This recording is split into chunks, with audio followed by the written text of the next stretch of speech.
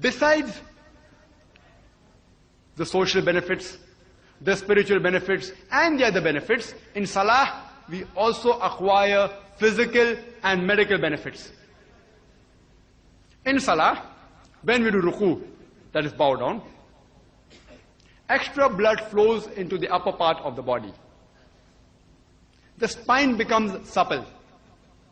The spinal nerves are nourished. It relieves backache and pain. It's a good posture for flatulence.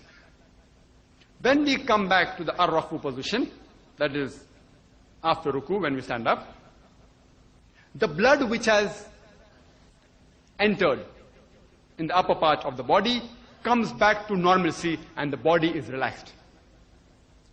When we do sujood, we put our forehead on the ground. It's the best position of Salah. It's the most important part of Salah. Daily, the human beings are propounded by electrostatic charges from the atmosphere, which gets precipitated in the central nervous system, which gets supersaturated. These extra electrostatic charges have to be dissipated and discharged. Otherwise, you will have headache, neck ache, muscle spasms, etc. No wonder people regularly take tranquilizers and drugs to relieve the pain. These extra electrostatic charges have to be dissipated and discharged. For example, how do you have a heavy electric appliance? It normally has a 3-pin plug. The third pin and the third wire is for grounding, for earthing. Similarly, when we do sujood, we put the forehead on the ground. And the best part of the body, the brain, and the best part of the brain, the frontal lobe, is put on the ground, which causes grounding or discharging of these extra electrostatic charges. That does not mean that if you put your hand below the musalla, the prayer mat, you'll get a shock. But there is dominance of the frontal lobe, and the thinking capacity of the brain is not on the top of the brain, it is in the frontal lobe. Therefore, we do sujood in Salah. When we do sajda, there is extra blood supply going to the brain, which is responsible for a healthy brain. We do sajda, there is extra blood supply going to the brain, which is responsible for a healthy brain. When we do sujood, extra blood flows into the skin of the face and the neck, which increases the blood circulation of the skin of the face, which is very healthy, especially in cold seasons. It prevents diseases such as fibrositis and chilblains. When you do sujood, there is drainage of the paranasal sinuses, and there is less chances you'll have sinusitis, that is inflammation of the sinuses. Normally, the human beings throughout the day, they have an erect posture. And the maxillary sinus, the ostium, the opening is in the upper medial part. And the secretions, because of the erect posture, cannot be drained. Therefore, in sujood, it's like inverting a pot which is full. It causes drainage of the maxillary sinus.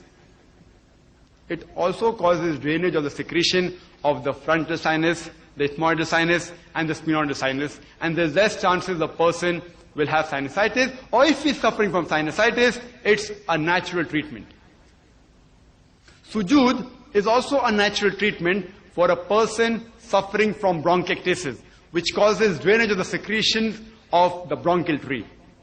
It prevents the accumulation of the secretion in the bronchial tree. It's also helpful in other pulmonary diseases in which secretions are accumulated.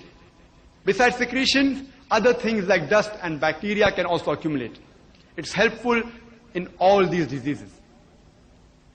Normally when you breathe, only 2/3 of your lung capacity is utilized. The remaining 1/3 of the lung, the air remains in. Only 2/3 air comes in as fresh air and goes out. The 1/3 air is called as residual air. When you do sujood, the abdominal viscera, they press against the diaphragm.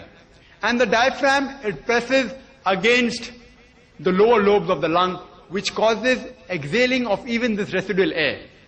So once the residual air goes out, more fresh air comes in, which is responsible for a healthy lung. Where do sujood? Due to decreased gravitational force, there is extra venous return from the abdominal organs. The venous return of the abdominal organ, it increases. The sujood and ruku, it's a good posture against femoral and esophageal hernia. It's also a prophylaxis treatment in a person suffering from hemorrhoids, which in layman's terminology is called as piles. It's also helpful in the prolapse of the uterus. Where do sujood? Your weight is concentrated on the knees when your legs are flexed. And the soleus and the gastrocnemius muscles, the muscles of the leg, are also called the peripheral heart because it has an extensive venous return, which is responsible for increasing the venous return of the lower half of the body. And it also causes relaxation of the lower half of the body. Where do sujood? Your knees are touching on the floor, including your hands and your forehead. This posture is helpful in disease of the cervical spine because it is helpful in the intervertebral joints. The posture of the sujood is also helpful in cardiac diseases. When a person rises from sujood in the jalsa position, in the squatting position, the blood which has flowed in the upper part of the body comes back to normalcy and his body is relaxed. There's extra blood flowing in the muscles and nerves of the thigh and the back. The back muscles are relaxed. It's useful and helpful in constipation and indigestion. It's helpful in a person suffering from peptic ulcer and other stomach ailments.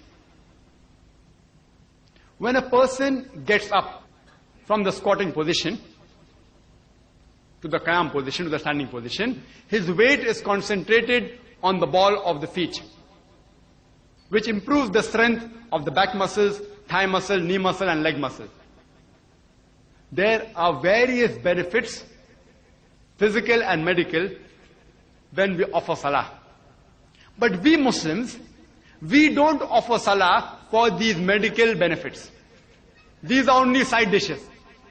We offer salah to praise Allah subhanahu wa ta'ala, to thank Him. We offer salah for guidance, to be programmed towards righteousness. These side dishes, the medical benefits, may attract a person who has less faith or may attract a non-believer. But we Muslims, our main course is to please Allah subhanahu wa ta'ala because it's a commandment of Allah subhanahu wa ta'ala. This is our biryani.